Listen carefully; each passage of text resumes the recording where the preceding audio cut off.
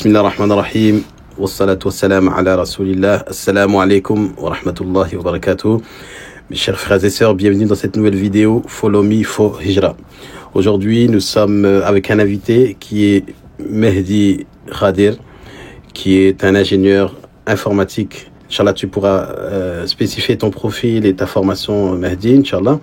Et donc, il va nous donner quelques conseils aujourd'hui qui peuvent être bénéfiques pour les Mouajiroun ou les expatriés qui visent en fait à quitter donc la France ou n'importe quel pays pour aller s'installer dans un autre pays. Donc on va parler dans cette vidéo d'emploi, on va parler de corps de métier qui s'apprêtent justement à du travail en ligne, ce qu'on appelle le remote ou full remote. On va spécifier les termes dans l'interview. أبدأ بسم الله مستعينا راض به مدبرا معينا والحمد لله كما هدانا إلى سبيل الحق واجتبانا أحمده سبحانه وأشكره ومن مساوي عملي يستغفره وأستعينه على نيل الرضا وأستمد لطفه فيما قضى.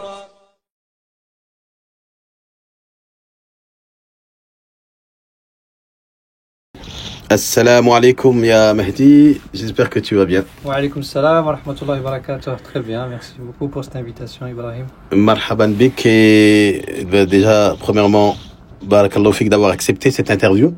Avec plaisir. Voilà, donc en fait ton profil est assez intéressant. J'essaye en fait toujours de mettre au profit l'expérience des autres au service de la communauté, et je pense que tu as beaucoup de choses à partager dans le cadre de ce que j'ai mis en valeur dans l'introduction sur le fait de se former dans certains corps de métier. Nous allons parler dans un premier temps de ton corps de métier. Tu es dans l'informatique. Est-ce que tu peux te présenter? C'est quoi ta formation? Comment Ouais, tout à fait. Donc Mehdi, j'ai 41 ans, alhamdoulilah, et du coup, oui, je suis en fait ce qu'on appelle ingénieur. Plus précisément, je me qualifie plus comme développeur. Donc on va dire que ça c'est le terme le plus simple à comprendre, c'est-à-dire que je développe donc des applications, qu'elles soient web ou mobile. Voilà, comme ça parle à tout le monde. Et c'est un peu plus concret. Exactement. Et donc je suis de formation, en fait j'ai fait le MIAGE, en fait le MIAGE de Grenoble. Pour certains peut-être ça peut leur parler. C'est l'école d'ingénieur. C'est pas une école d'ingénieur, l'école d'ingénieur elle était à côté, mais c'est le MIAGE, en fait c'est mathématiques appliquées, enfin c'est là où il y a les mathématiques appliquées, mais nous en fait on était spécialisés dans l'informatique. Donc c'est MIAGE, en fait c'est méthode informatique appliquée à la gestion des entreprises. Donc on a un double profil, c'est-à-dire qu'on a autant un profil ingénieur informatique, mais on a aussi un profil dans la gestion des entreprises. Donc les chiffres et tout ça quoi. Les chiffres, la comptabilité et la finance. Donc on est un peu hybride, on va dire. On est hybride, et en fait on est amené à être près en fait des décideurs. Donc on a souvent des postes amené à avoir des postes en fait dans le décisionnel, tout en ayant aussi bien sûr être dans l'opérationnel au niveau informatique. D'accord, très bien, très intéressant. Toi, tu es d'origine algérienne. Tout à fait. D'ailleurs, tu es né en Algérie. Oui, je suis né en Algérie, j'ai grandi en Algérie, entre la France et l'Algérie, plus précisément à Tlemcen, ça va peut-être parler à certains. Voilà, donc je suis entre trois pays, on va dire, trois villes, Tlemcen, Grenoble. Et voilà. Et actuellement, nous sommes aux Émirats. Ce n'est pas un interview en ligne. Tu es bel et bien aux Émirats. Nous sommes dans les bureaux de In5. Ouais, c'est ça. Donc, on est à In5. Et In5, en fait, là, on rentre directement dans le lieu, et on va préciser un peu ce que c'est qu'In5, mais In5 Tech même. Donc, on est en fait dans un incubateur. Ici, en fait, c'est un facilitateur de création d'entreprise. Dans le domaine de la tech. Dans le domaine de la tech, exactement. Sachant qu'il y a d'autres In5, mais voilà, je vous invite à aller regarder leur site web, In5, vous tapez In5, vous allez en savoir un peu plus. Ce n'est pas que pour de la tech, il y a du design, il y a même de la couture, enfin vraiment de tout. Hein. Ouais. On peut être aussi artiste et on peut rentrer. Et du coup, voilà, c'est un incubateur et ça vous permet en fait d'avoir une licence à moindre coût. Donc comme c'est un incubateur, donc ils vont vous soutenir au niveau prix, au démarrage, pendant 2 ans, 3 ans même. Et après, ça monte, le prix monte, mais pour la première année déjà c'est super. Je me rappelle plus des prix, mais Je pense qu'il propose 12 000 dirhams à peu près pour un quota de 4 visas, ce qui est quand même... c'est rien à voir avec les prix du marché. Oui, voilà. Et en plus, on est quand même dans un écosystème voilà, très puissant. Il y a du réseau et les bureaux, ils sont magnifiques. Moi, d'ailleurs, là, en fait, je viens de rentrer, donc j'ai récupéré mon badge, donc c'était voilà, c'est aussi une visite et on en profite du coup pour discuter de ça avec Ibrahim. Voilà, et donc on est en plein dans le thème justement de la tech, l'informatique, le développement et tout ça. Et justement, Mehdi, toi, comment est-ce que tu as été... parce que souvent, je me pose la question. Celui qui travaille dans le développement, dans la tech, est-ce que c'est quelqu'un qui a été un geek au départ et donc ensuite, il s'est orienté vers ça et s'est professionnalisé, il a fait une formation? Ou est-ce que quelqu'un qui a choisi une voie d'études et il a évolué comme n'importe quel métier? Bah ça, en fait, c'est un peu comme Astérix ou Obélix. Ça dépend. Est-ce qu'on est tombé dans la marmite et du coup, bah, on est pris dedans? Ou alors, est-ce que c'est typiquement, souvent, après le post-bac, en fait, les gens ils se retrouvent un peu sans faire attention, des fois dans un domaine informatique.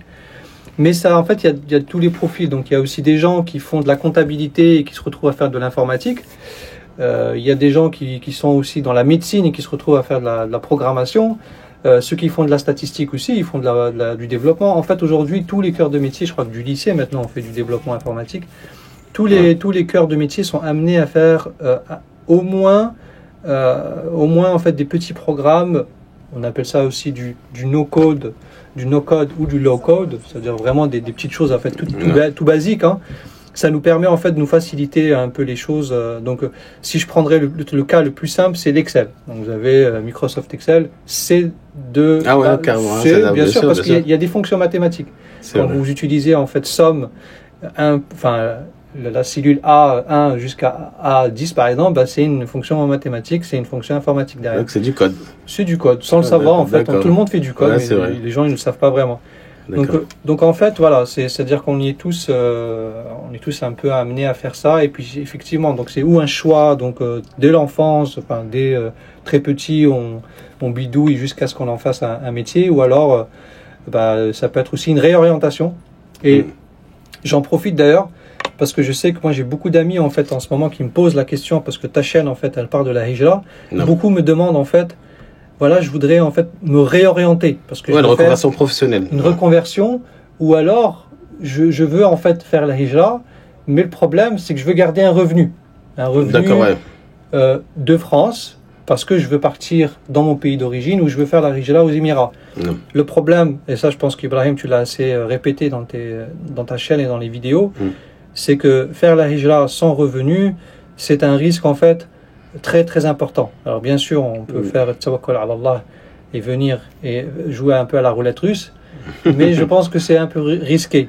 Ouais, en fait, c'est clair que même les ulama, ils conseillent en fait de se préparer pour la hijra. Et cette préparation, elle est aussi bien matérielle, financière, qu'une préparation au niveau de la foi. Parce que la hijra, on avait parlé dans une vidéo, la hijra, la première hijra, c'est la hijra interne, en fait. C'est le fait de t'améliorer, et d'améliorer intérieurement, toi, ta personne, pour pouvoir justement faire cette hijra intérieure et après la hijra physique. Et en dehors de ça, il y a la préparation qui est liée à l'économie. En fait, c'est une préparation, que ce soit pour tes moyens de subsistance que tu vas faire. Est-ce que tu viens avec un capital pour établir un commerce ici? Allah, il peut te razak. Ou est-ce que tu as un métier, un corps de métier en main auquel tu vas venir ici postuler pour du travail? C'est aussi tawakkul Allah. Il y en a qui le font sans avoir de religion. Ils partent avec un corps de métier en main, un métier, et ils postulent dans un autre pays, que ce soit au Canada, en Angleterre, ils trouvent un autre poste, tu vois. Donc, et que ce soit quelqu'un qui est là, le problème, c'est quand on a des gens qui n'ont aucune qualification. Ça veut dire que, je sais pas, ils faisaient des métiers en France, souvent ça revient. Je travaillais dans le transport. Ils travaillaient dans le transport, dans la logistique, et en gros, il a aucune qualification. Et donc là, est-ce que ces gens-là, tu conseilles par exemple de se réorienter vers ces métiers-là de l'informatique? C'est une bonne remarque en fait ce que tu dis. C'est très intéressant.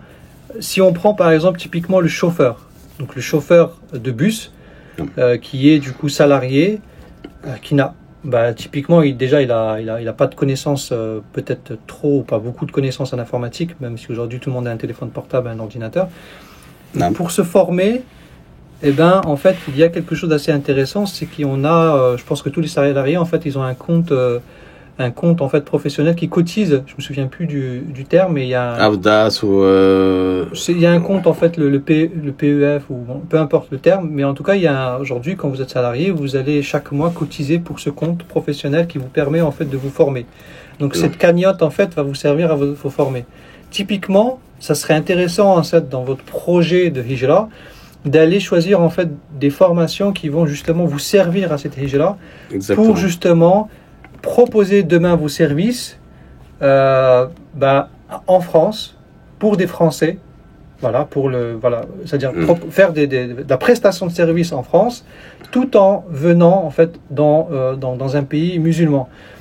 Alors moi je conseille d'aller là-dessus, c'est-à-dire que là vraiment on a pris le cas où il s'y connaît en rien, ou alors c'est vraiment une réorientation complète pour justement maintenir et garder en fait un revenu français en euros, typiquement parce que la vie est chère en fait aux Émirats. C'est pour ceux qui veulent choisir les Émirats et qui veulent garder un standard de vie. Si en fait, parce qu'un chauffeur de bus, lui, c'est quasiment impossible pour qu'il fasse une hijra, sauf s'il a fait beaucoup d'économies. Mais du coup, en fait, il y a le risque total et presque à 100% que ces économies partent en 1 an, voire 2 ans. Donc il faut absolument qu'ils se forment, qu'ils choisissent un domaine. Et là, pour le coup, il y a plusieurs. Il n'y a pas que l'informatique, mais il y a plusieurs en fait possibilités. Il y a dans le domaine du numérique, c'est sûr que du développement web, pour ceux que ça les intéresse, ça vaut le coup. Non. Il y a aussi dans le domaine administratif, dans la comptabilité, dans la gestion de paye, même dans la création de contenu, rédacteur web, traducteur, graphiste, monteur vidéo. Tous ces métiers-là, en fait, peuvent se faire à distance. Dans le conseil et la formation, vous pouvez faire de la formation en ligne, vous pouvez faire du consulting aussi de métier, un coach professionnel. Voilà. Bien sûr, il y a beaucoup de possibilités. L'essentiel, en fait, dans tout ça, c'est de rentrer dans un mode en fait de prestation de service à distance, même si c'est partiel. Mais je pense, à mon avis, quitter totalement la France sans avoir un revenu planifié, en tout cas. Planifié. Tu as pris tout à l'heure l'exemple en fait du Canada. Canada, on peut pas émigrer sans avoir en fait un titre de séjour en fait en tant que employé. Et en fait, je trouve ça très bien parce que du coup, il y a en fait un processus qui encadre une hijra, une immigration. Qui force pour le coup, pour le Canada, c'est pas une hijra. Mais si vous voulez venir dans un pays musulman, en fait, mettez-vous dans ce mode. Mettez-vous en fait dans une démarche administrative et mettez-vous dans ce processus en fait où je me forge, je me qualifie, ou si j'ai mon futur employeur, je cherche mon futur employeur ici. Ou alors si je veux être dans la création, j'ai le capital pour créer une société aux Émirats par exemple. Tabarakallah, tant mieux pour vous. Mais si vous ne l'avez pas, il faut que vous vous formez pour garder un revenu et vivre ici. Parce que ça sert à rien. Pour moi, c'est pas très intéressant aussi d'envoyer sa famille et rester en France. Je trouve que c'est quand même assez dommage. Ouais, c'est dommage. On voit beaucoup de frères qui sont dans ce cas-là et en fait, s'épuisent à voyager, repartir, revenir. C'est épuisant pour la famille et tout ça. Et donc, il y a ce que j'entends, parce que j'ai fréquenté des frères qui sont venus aux Émirats justement avec des profils où ils travaillent en full remote. Et j'ai l'impression qu'il y a une tendance actuelle. Il y a un changement de cap en fait où les entreprises acceptent de moins en moins full remote pendant que vous êtes aux Émirats. Est-ce que tu as écho de cela? C'est vrai. Bon, il y a des raisons. Déjà, on n'est pas dans le même fuseau horaire, mais au-delà des décalages horaires de 3 heures en été et de 2 heures en hiver, en fait, les entreprises aujourd'hui, ils se rendent compte que le full remote, en fait, c'est un peu préjudiciable en fait parce que du coup, ça manque de cohésion, ça manque de lien entre les employés, mais ça dépend en fait, parce que moi par exemple je suis auto-entrepreneur, je suis dans l'informatique, je suis auto-entrepreneur, je suis en full remote. Pour l'instant, je suis encore en France. Ça se passe très bien avec mon client du coup, donc en fait ça dépend. Parce que quand vous êtes auto-entrepreneur, vous allez essayer de trouver plusieurs clients dans la formation que vous allez choisir. Ou si vous êtes déjà dans un métier particulier, vous allez proposer vos services. Et ça, vous pouvez le faire en fait pendant le moment où vous faites la hijra. Ça vous préparez la hijra. C'est-à-dire que vous êtes par exemple chauffeur de bus, vous êtes en formation dans un métier qui dure à peu près 2, 3 ou peut-être 6 mois. après les 6 mois de formation, vous parlez à votre réseau, vous dites, écoute, voilà, moi par exemple, je fais du web. Est-ce que ça t'intéresse que j'écris ou je fasse de la programmation pour toi? Ou alors est-ce que ça t'intéresse que je fasse des articles pour toi? Ou est-ce que ça t'intéresse que je fasse des montages pour toi? Et là, vous commencez à vous entraîner, mais déjà en France. Vous créez un peu, vous structurez un réseau, quoi, ouais. Voilà, vous structurez votre business, vous commencez à facturer. Avec des clients, ouais, non. Vous commencez à faire votre première facture, vos premiers encaissements, vous payez aussi l'URSSAF, il faut être un peu raisonnable aussi là-dessus. Et voilà, vous rentrez dans un cycle. Petit à petit, vous préparez vous allez quitter votre le départ, ouais. Et vous quittez donc votre métier, par exemple de chauffeur. Vous allez faire les choses dans les règles. Vous pouvez même faire, par exemple, vous mettre au chômage. Donc, ce qui vous donne aussi la possibilité d'avoir le chômage. Après, bon, tout en étant entrepreneur, je suis pas sûr, mais ça, c'est à vous de voir après. Mais du coup, voilà, ça, c'est des choses qui peuvent se préparer. Chacun choisit un peu son métier. Vous préparez vos clients. Ne venez pas, faites pas la hijra et commencez à contacter des gens pour faire de la prestation de service. Ouais. Faites de la prestation de service déjà. Pendant qu'ils sont en France. Pendant que vous êtes en France. Ouais. Parce qu'en France, vous avez déjà votre famille, vos enfants qui sont peut-être scolarisés ou à la crèche, ou pas, ou à la maison, vous avez votre femme, vous avez déjà une structure, une base. Vous n'avez pas à vous soucier pour le logement, pour manger, les courses, etc. Tout est structuré.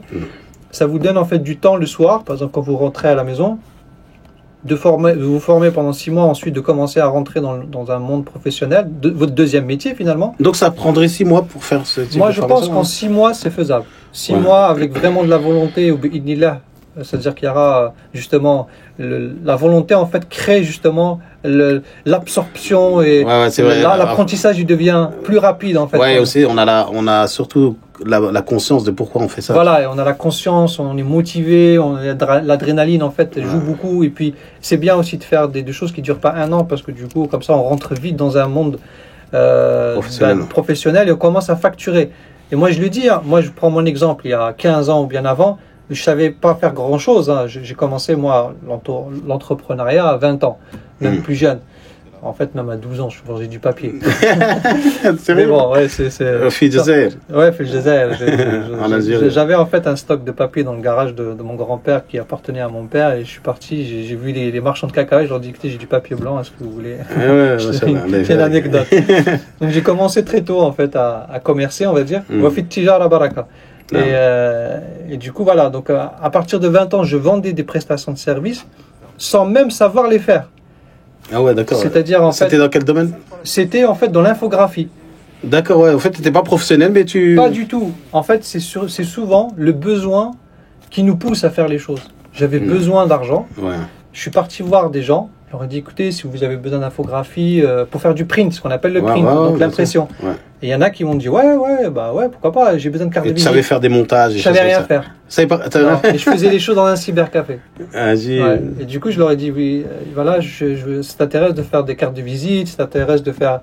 Il m'a dit oui, du coup, j'avais une connaissance vague du monde de l'imprimerie. Et du coup, voilà, je commençais comme ça. Donc, je vous donne un exemple concret. Donc, vous pouvez faire la même chose que moi, par exemple. Vous avez dans votre réseau forcément des gens qui ont besoin de cartes de visite, forcément des gens qui ont besoin de flyers, des choses comme ça. Partout. Votre boulanger, sûrement, il a besoin d'une carte de visite. Exactement, c'est vrai. Allô, salut, oui, c'est le voisin. Tu vois, ouais, je te connais. Tu veux pas une carte de visite ou un flyer? Ouais, pourquoi pas? C'est combien? Je te fais un devis. Ok, vas-y, tu me l'envoies. Tout ça, ça se fait par téléphone, par WhatsApp, par email. Ouais. Tu peux faire un virement là, tu sais, je vais payer l'imprimeur. C'est bon, tu as validé la maquette? Ouais, c'est bon, allez nickel, alhamdoulilah. Tu me fais un virement, là, je t'envoie un lien Stripe ou je te donne mon IBAN, tu me fais un virement. Ça te fait 120 €. C'est incroyable. Alhamdoulilah, vas-y, je t'envoie ça tout de suite. C'est imprimé. Et je vous dis une chose là, les frères. Vous n'allez pas lui donner l'impression qu'elle va se faire. Vous allez sur un site web, vous faites l'impression, vous déposez le fichier, vous mettez l'adresse du client. Donc vous vous mettez en fait dans un mode où vous êtes déjà en hijra, même si vous êtes le voisin, même si vous habitez au-dessus. Voilà, pas besoin de le rencontrer, d'aller dans la boulangerie. Vous connaissez, c'est bon. Et vous avez fait votre première transaction, alhamdoulilah. Demain, le frère, il a été satisfait, tu vas l'appeler. Tu te mets toujours dans un mode en fait où tu es dans un autre pays, même si tu es au-dessus de lui en fait. Non, ouais. Tu l'appelles, tu dis c'est Tara, tu es satisfait, alhamdoulilah. C'est ce qu'on appelle en fait le service après-vente. C'est bien de garder le lien. Exactement. T'as pas d'autres contacts et tout, là je manque de clients, et puis en plus je suis libre là, ce mois-ci, j'ai beaucoup de... Toi t'as rien besoin et tout. Non, j'ai rien besoin. T'as pas un frère qui a besoin? Ah, je sais pas, peut-être, tiens, j'ai peut-être un ami qui a peut-être besoin d'un truc, tu peux me passer le numéro? Et voilà. Donc là, vous êtes dans un truc assez simple. Alors, je vous dis un truc, hein, même si vous ne savez pas faire, vous pouvez toujours déléguer. L'essentiel, c'est en fait avoir la tchatch. C'est-à-dire, si vous n'avez pas faire d'infographie, faites appel à un infographe. Et je vous dis un truc, hein, l'infographie, par exemple, c'est vraiment le truc le plus basique. Vous avez des outils, en fait, dans le web, où il y a tout. Ouais, comme Canva, design. Même mieux, vous allez dans un site d'imprimerie. Ouais. Il y a déjà tous les modèles. Il faut juste charger les mots, les photos. Il faut juste mettre les mots-clés. Le problème, c'est que la plupart des commerçants, la plupart des gens n'ont pas le temps. Ils vont payer pour cette prestation de service. Ouais, c'est vrai, c'est vrai. Mais ils n'ont pas le temps, en fait. Ils peuvent pas. Ils doivent gérer 1000 choses à la fois. Ouais. Tu prends le gars du boulanger, lui, il doit acheter sa farine, il doit la préparer, etc. Il n'a pas le temps pour tout ça. Il paye la prestation. Voilà, je pense que il faut se préparer. En tout cas, c'est intéressant, ce type de formation. Il n'y a pas besoin d'être bachelier ou d'avoir le bac ou rien. Non, en fait, tu peux même être quelqu'un qui n'a pas été qualifié. Pas du tout. En fait, que ça soit l'informatique, l'infographie, il y a beaucoup de métiers. Alors, à part la comptabilité et certains métiers où ça demande la qualification, mais il y a beaucoup de métiers, en fait, où c'est plus de l'apprentissage, de l'auto-formation. Même si vous n'avez pas, en fait, votre compte CPF, je crois. Voilà, c'est le compte professionnel, même si vous n'avez pas de l'argent là-dedans parce que vous n'avez pas été salarié avant, mais il y a beaucoup de domaines en fait où vous pouvez y aller. En fait, il faut avoir du culot et être courageux et il faut y aller, il faut affronter en fait le monde réel. Ouais. C'est intéressant en tout cas ces conseils de Mehdi. Mehdi, tu as beaucoup de choses à partager, mais on ne peut pas faire tout en une vidéo. Inch'Allah, j'espère qu'on fera une autre vidéo pour parler de tes projets à toi professionnels, ce que tu as fait dans le domaine de la tech et du développement, notamment dans la food tech, avec des applications que tu as développées en France. Inch'Allah, peut-être pour un prochain interview. Jazakallah khair pour tous ces conseils bénéfiques. J'espère que ça sera profitable pour ceux qui nous suivent. N'hésitez pas à partager parce que si vous n'êtes pas concerné directement, d'autres personnes le seront et il y en a beaucoup qui s'interrogent, qui veulent partir, mais parfois qui n'ont pas le profil. Et le profil, c'est vous qui le créez. Barakallahu fikum. Salam alaikum. Alaykoum salam.